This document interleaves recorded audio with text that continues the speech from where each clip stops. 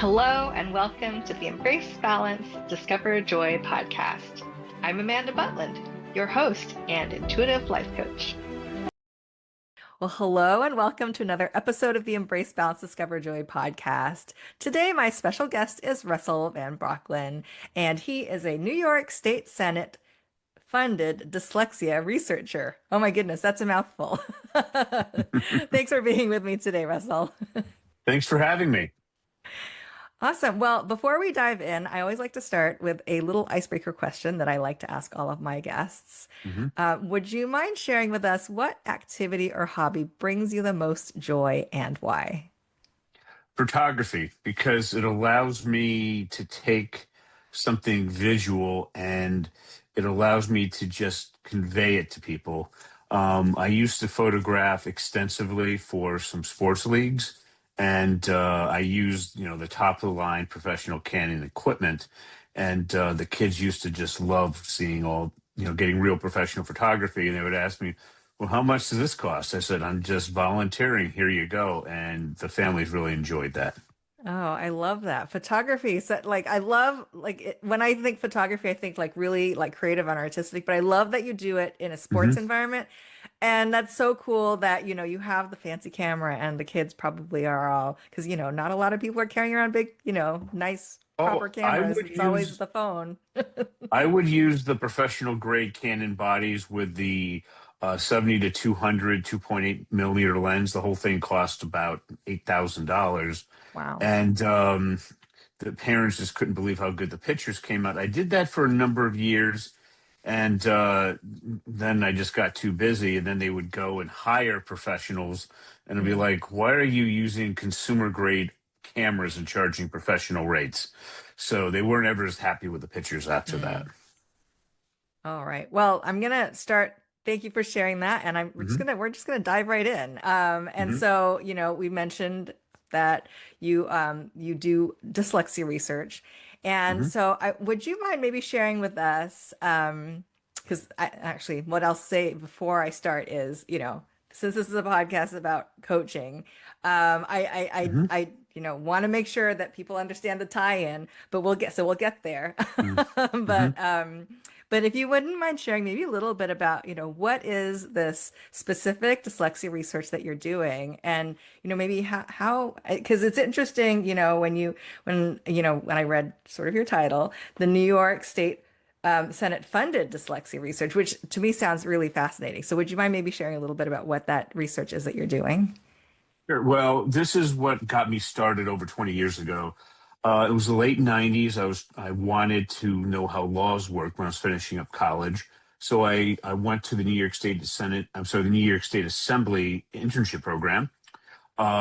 They found out that I had a first grade reading and writing level, accommodated the living daylights out of me, and I ended up doing a long presentation Q&A session instead of the paper, and they moved me over from the legislative office building to the Capitol to put me in the Majority Leaders Program and Council's office. So I had three administrative assistants to help with my writing. So they sent back 15 credits recommendation for 15 credits of an A minus to the State University of New York Center at Buffalo's political science department, who detested the massive accommodations that I was given. So they decided to change my grade. They lowered it from an A minus for 15 credits. What do you think they lowered it to? I have no idea. 15 credits of F. Oh, wow. They A little bit flunked me harsh. because, they flunked me because they didn't like what the state itself came up with for accommodations. So at the end of that, I said, no more. I'm done with the discrimination. So I said, how do I force myself to learn to read and write in graduate school so I can show other dyslexics? And my professors told me, well, if you like political science, it's obvious, law school. So I went and audited two law school classes with a first grade reading level. And I had to teach myself to read very rapidly. My second day of contracts, the professor called on me. They use the Socratic method. If you don't know the answer, they'll keep asking you questions to embarrass you publicly until you adapt. Didn't happen to me. I responded as the professor's equal, not as a student. We went back and forth for 15 minutes. He said you couldn't be any more correct. He had to move on to the next case in the interest of time. I learned to read within a month. I learned to write within a couple of years. Then I went back to the Senate and I said, I want you to fund my dyslexia research program, which they don't do. So after years with the New York State Education Department, senior professors out in Buffalo, and the SUNY Research Foundation, they funded my initial research program, which was the funding was sent to the Averill Park Central School District, which is right outside of Albany, New York, our state capital. And I wanted to take students like me, highly motivated, highly intelligent. They were juniors and seniors, reading and writing at the middle school level. So then we gave them a test for writing for entering graduate students, which the vast majority of them scored in the 0 percentile. One class period a day for the school year, they increased their writing to the average range of entering graduate students. They all went on to college. They all graduated, GPAs of 2.5 to 3.6, cost New York State taxpayers less than $900 a kid, compared to the best dyslexic college at the time, which was a transfer college. We were 3 times as successful for less than 1% of the cost. And that's what got me started. Wow. Wow, what a story. Thank you for sharing that. Amazing work that you've done to sort of, help these students with, with dyslexia. Hmm. Because it's a challenge. And, just even in your own case where your reading level was at that certain level, right? I think you said first, second grade reading No, level. it was literally first grade. Oh, They first grade. actually had me tested by a New York State distinguished professor in psychology. This was the second time she gave me an evaluation, and she happened to give me one before I went to the assembly. And it was 5 pages, 20 hours of her just knocking me around with just the hardest questions ever. And she literally came back, yeah, first grade reading and writing level. Wow, wow. And But then to I be get able to then sort of teach yourself, it while you were in law school, to be able to then now, help others with that same challenge, right? That's amazing. yeah. Yeah, and that was the initial one. But when I presented that in New York City, they asked, does this work for normal kids? And I said, absolutely not. Then I was told, come back when it does, 8 years later. And just so you know what's going on with dyslexia, and this is specifically when we started getting coaching, that's dyslexia. So do Mm. you see how the back of my brain has next to no neural activity, but yours is going crazy? Yes, I see that. Now the front part of my brain is about 2.5 times more active than yours. Right, right. Yeah. Okay. So what we have to do is take the malfunctioning area that just doesn't exist back here and pull it forward. Mm. So, just out of curiosity, do you know any dyslexic elementary school kids at any time in your life? No, I actually don't or Okay. haven't. So, what I just want to give you is a basic coaching thing that your audience can apply tonight. The biggest thing parents come to me with is their kids have they're in elementary school and they're writing essentially randomly placed misspelled words, and nobody has any clue how to fix it. Mm. Okay, I can show you how to fix that in just a couple of minutes. So the story I'd like to work with, in this case, her name is Sarah. She's 10 years old at the time, reading and writing at around the first to second grade level. She's essentially writing a bunch of randomly placed misspelled words. Key thing is her speciality. It's her area of extreme interest and ability. Her favorite thing is swimming. She's on the swim team. She jumps in the pool every chance she can get. So if you were to teach Sarah, first thing you would do is get a laptop computer, not an iPhone, not an iPad, and certainly not handwriting. And you're going to type out hero plus sign, what are we talking about? And Sarah's going to copy that. Hero plus sign, what are we talking about? Then we're going to swap out the hero for Sarah. So we got Sarah plus sign, what are we talking about? Then you're going to go to a list of 10 things that Sarah really, really likes and 10 things that she really, really hates. First thing we're going to grab is on top of what she likes is swimming. So we got Sarah plus sign, what are we talking about? We're going to swap out what are we talking about for swimming. So we got Sarah plus sign swimming. See how we got there? Yeah. Okay. Now I'm going to try to fool you with 2 of the simplest questions you will ever be asked. If you follow them exactly, this works. If not, you're going to have an epiphany on what dyslexia really is. Do you think I can fool you with two of the simplest questions ever? Sure, probably. Okay. Well, let's give it a try. Just Okay. try to answer them exactly what I ask. So we got Sarah, plus sign swimming. We need to swap out the plus sign for a word. So here's my question. Does Sarah like or dislike swimming? Like. Very good. You're doing better than 80% of the people that I asked that question to. Now Okay. for the really, really hard question. Are you ready? Yes. You need to replace the plus sign with that word. So we got Sarah, plus sign, swimming. Replace the plus sign with the words you just said. What's the sentence? Sarah likes swimming. But that's not what I asked. Okay, I got it wrong. Do I have you nice and confused? Yes. Let's try it one more time. I asked if Sarah Okay. like Okay. or dislike swimming. You said like, which was Yeah. correct. Yeah. Now I need you to replace the plus sign with that word. Sarah, plus sign, swimming. Replace the plus sign with that word. What's the three-word sentence? Sarah that swimming? Nope. You Sarah said the that word. word swimming? Do I have you nice and confused now? Yeah, now I'm super confused.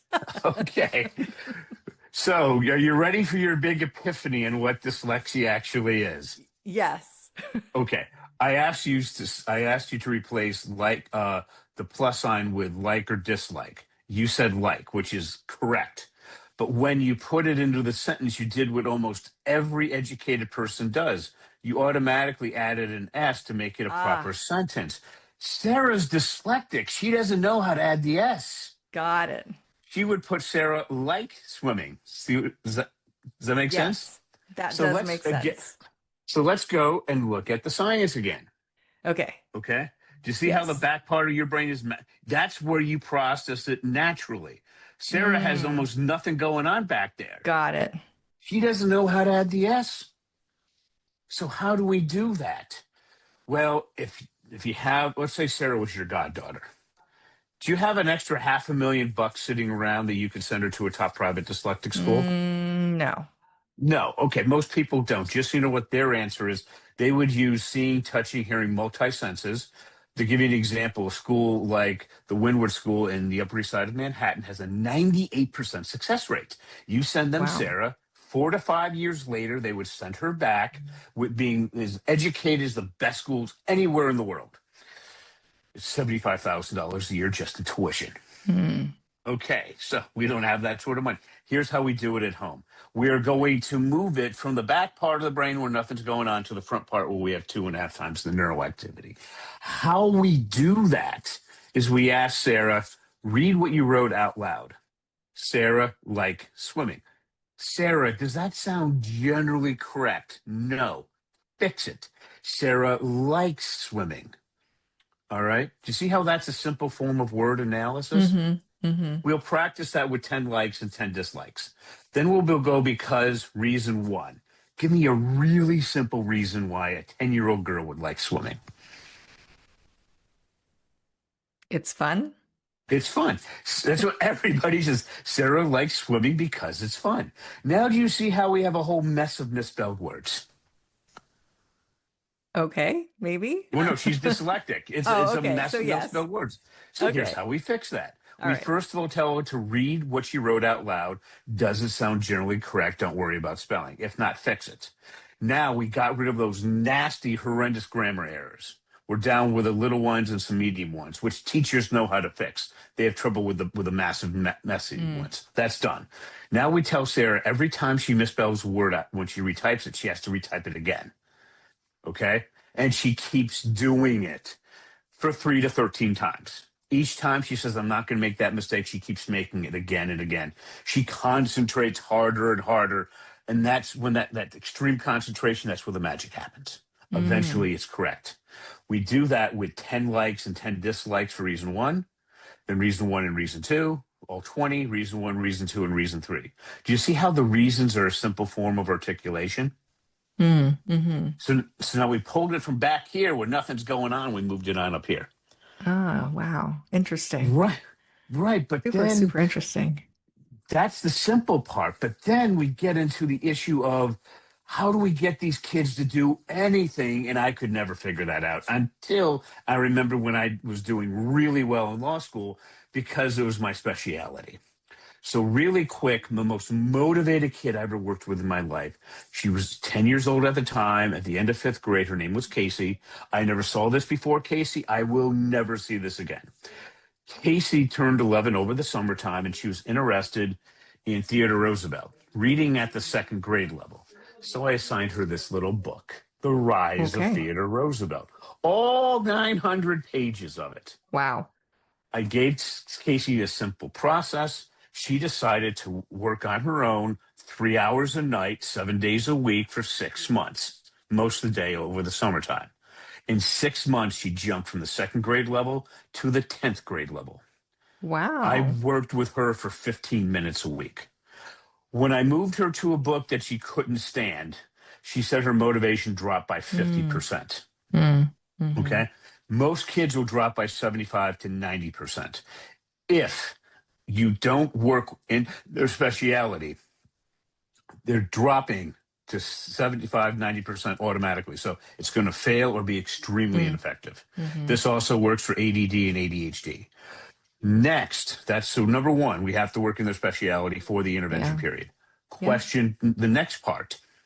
When we ask a dyslexic, in your speciality, do you have ideas flying around your head at light speed but with little to no organization? They're going to say yes. So, what we have to do is force the brain to organize itself by using writing as a measurable output. So, let me give you an Mm, example of what I mean by that. If remember back in high school, if you were asked this question, what effect did Martin Luther King's famous "I Have a Dream" speech have on the American 1960 civil rights movement? You just know how to write that report, right? sure. Okay. But for a dyslexic, it's like grabbing fog. Ah. There's nothing to latch onto, so we have to start with a very specific point. What personally compelled Martin Luther King to want to give his famous speech?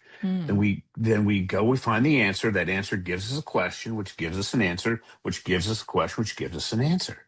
That forces the brain to organize itself by using writing as a measurable output. So mm, here's the simple model. During the intervention period, we start off with a kid's speciality, their area of extreme interest and ability. We teach mm-hmm. from the specific to the general, word analysis followed by articulation. How successful is this? Kimberly said I could use her story. I met her on December 27th of 2024. She has some college, a religious homeschooling mom. She properly taught reads for brothers and sisters to read properly, outstandingly well using traditional methods. But she failed miserably with Reed and she felt shameful, embarrassed. Reed was having a horrible time.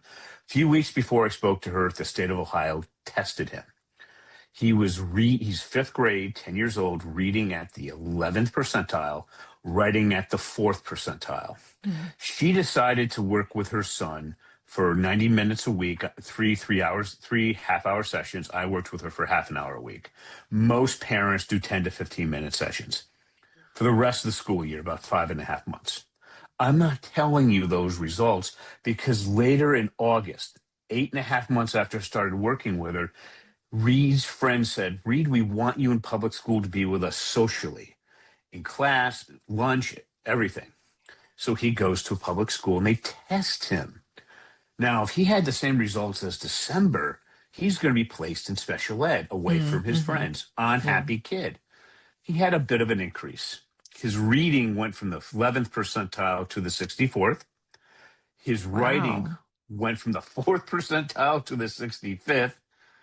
His Wow. grammar jumped to the 97th percentile. Amazing. Yeah, Kimberly did what every parent dreams of, and she did it herself over 7 times faster than what the school could have taught him. Mm. I asked Kimberly how was Reed doing a couple of months after he started school. He was generally getting A's and B's in normal Wow. classes outside of his speciality. That's how powerful this is. That's amazing. Wow. I love you for like, thank you so much for sharing that. I love that example. And So this sort of like takes us or helps us shift into sort of the coaching thing, because it sounds like what you Mhm. are doing is, coaching parents in how to help their children Mhm. with dyslexia.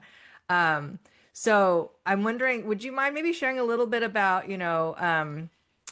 it, what that coaching like it sound because it sounds like coaching.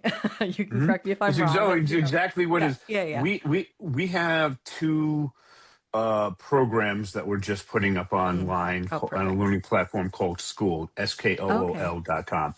Hmm. And for parents, it's $147 a month. And just, why we priced it that way, I don't think parents can learn how to do this without weekly direct communication from an expert.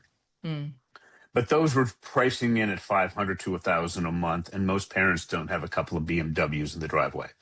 So we lowered it to 147, and Angela's the one who's teaching it. She's a homeschooling mom who's a certified elementary school teacher. She has 10 years of experience, and she quit when her daughter was born. She's teaching this to her son August, who was born in August, um, and she's there to answer questions every week for 60 to 90 minutes. For coaches who want to get into this, who are familiar with working with dyslexics, the problem they run into is they run out of stuff to teach their kids. And then I want you to imagine you like the family, they like you, and they can afford to pay your professional rates, but then you run out of stuff to teach. We can then go in and show them how they can keep working with the kids they like for another 2 to 5+ years. And people are saying that can't be. I use a book called The Craft of Research, designed for PhD students to do their doctoral dissertations. Context, problem, solution. All right. I mean, we're using this as an example. One of the kids we're working with, his name is Grayson. He's 10 years old, nothing about dyslexia or anything. He's just in the 99th percentile for math and science. He's 10.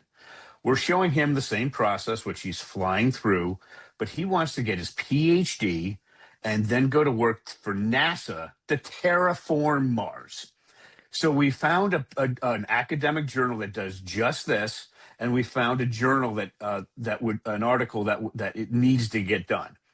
So we're going to end up by showing Grayson how to write an article to be submitted to the peer review journal. Okay. This is what PhD students do, by the way.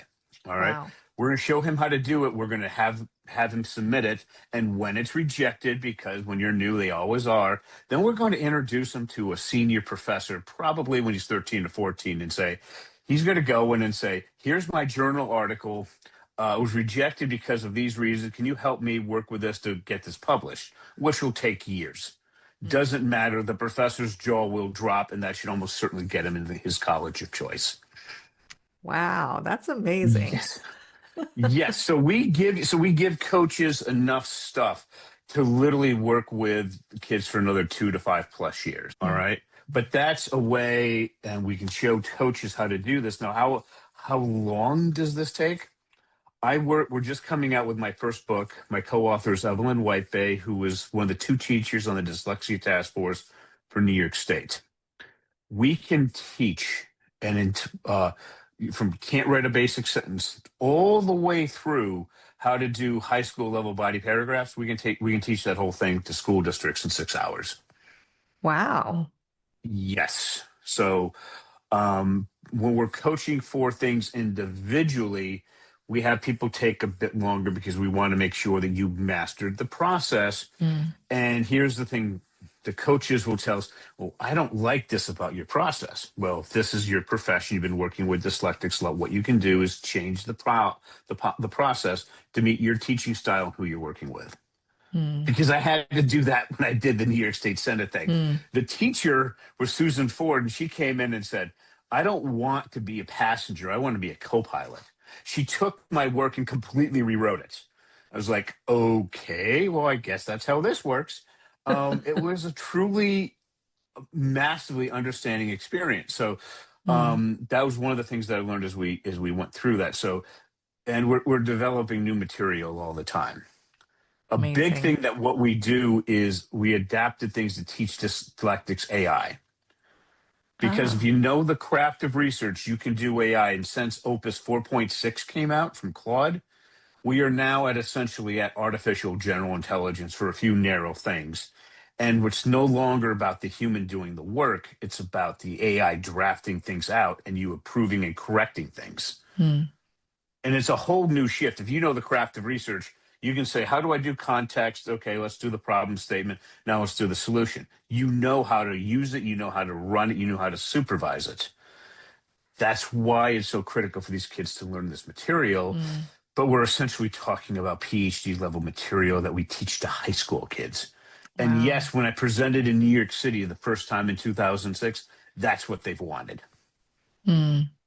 That's amazing. I love that you're not just, helping, parents with their kids and doing Mhm. sort of that one-on-one coaching, but that you're actually training coaches to sort of replicate this process in order to spread that knowledge and be able to help more people. So that's amazing. I love what you're doing. So thank you for all it Mhm. is that you do. I do want to start to wrap up because we're coming close to our end of our time today. But before we wrap up, I'd love to just open it up for any final thoughts, final words of wisdom that you'd like to share with our audience today. Well, the first thing you just got to do is start off with a kid's speciality during that intervention period. Teach from the specific to the general, word analysis followed by articulation. If you don't, you're going to be operating back here. Give you a little hint. We don't have anything going on there. We got to use up here. Otherwise, it's just not going to work. Yeah. Well, thank you for sharing that. I just love what that process of, focusing on the subject that they are really interested in. Because I mean, I think with most people, they're gonna want to work with something that is of interest. Because if it's not of interest, I don't think anybody's motivated to work on something that's Well, not it's of so interest. much. This is just to show you how important this. Let me make one more point. Yeah. What sport do you honestly are you horrible at? For me, it's basketball. What are you really, really bad at? I'm not a big sports person, so let's see. I mean, it could be anything. Let's just Just say, pick I one. don't know, running. I don't know, running. Running. Okay. I want you to imagine that you're back in high school and you're going to be judged on how well you can run. We're going to accommodate you by getting you the best running coach in the world, getting you the best running shoes in the world, the best running attire in the world. And we're going to make your competition use used Walmart equipment, used Walmart sneakers. Okay. And then you train for 6 months and they're very talented and they're running on shoes that have been completely dilapidated. Is it going to make any difference? Probably not. Exactly. So the dyslexic brain, until we've corrected it using this process, there's Mm, nothing going on back here. You can accommodate this all day long, and nothing's going to happen except for more frustration. mm, yeah. Well, I'm glad that, you're the one that's like figured this out and really is, pioneering this technique so that we can get, these kids the help that they need to be able to overcome these challenges that they have with reading due to the dyslexia. So thank you. Yes. Well, thanks for having me on. Yeah, it was great having you. Thanks again. I invite you to subscribe to the Embrace Balance Discover Joy podcast and join our community. If you feel inspired by what you hear, please leave a review and share this podcast with others who might benefit. And remember, it's never too late to embrace balance and discover joy in your life. Stay tuned for our upcoming episodes filled with inspiring stories and valuable insights. Until next time, take care and be kind to yourself.